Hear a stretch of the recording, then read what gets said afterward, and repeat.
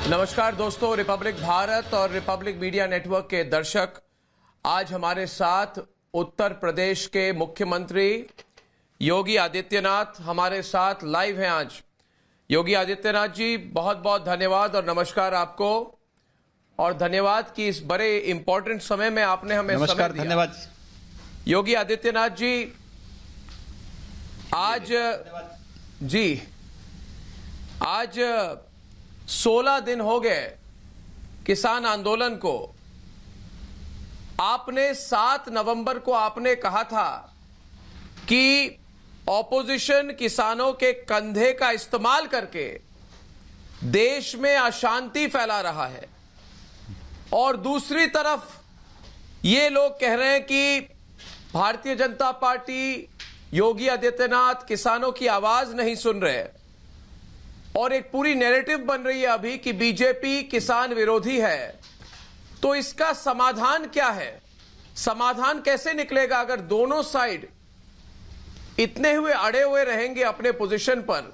तो समाधान कैसे निकलेगा योगी जी? अर्णव जी, मैं आर भारत को धन्यवाद देता हूं कि इन्होंने इस महत्वपूर्ण विषय को लेकर के आज मुझे यहां पर समय दिया है। लेकिन हम सब इस बात को जानते हैं कि लोकतंत्र की सबसे बड़ी ताकत संवाद है, और केंद्र सरकार ने 5 दौर की बातचीत किसान नेताओं से की है, हर एक पक्ष से की है। लेकिन हर एक वार्ता के बाद एक नई बात जुड़ जाती है, नई नई शर्तें जुड़ जाती हैं। हर व्यक्ति जानता है कि प्रधानमंत्री मोदी जी के नेतृत्व में केंद्र में भारतीय जनता पार्टी की सरकार ने पिछले 6 वर्षों के दौरान देश के किसानों के हित में जो निर्णय लिए हैं वे अभूतपूर्व हैं। वह न केवल कृषि क्षेत्र में व्यापक सुधार की दिशा में उठाए गए महत्वपूर्ण कदम रहे हैं, बल्कि किसानों की आमदनी को में भी वृद्धि करने में सहायक रहे हैं।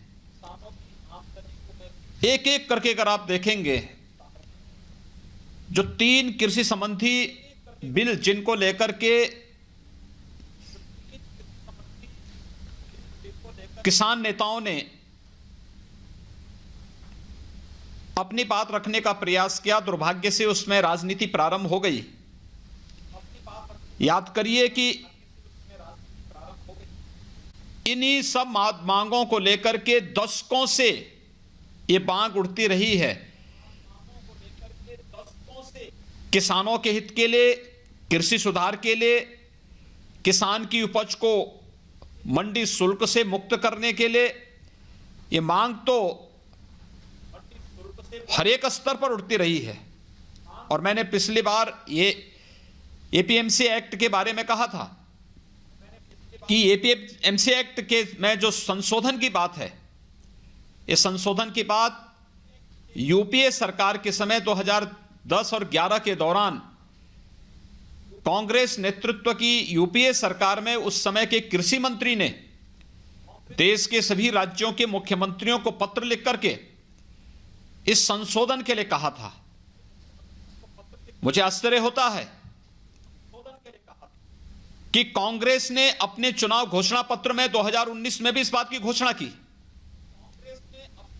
विभिन्न राज्य सरकारों ने इस संबंध में मांग की थी,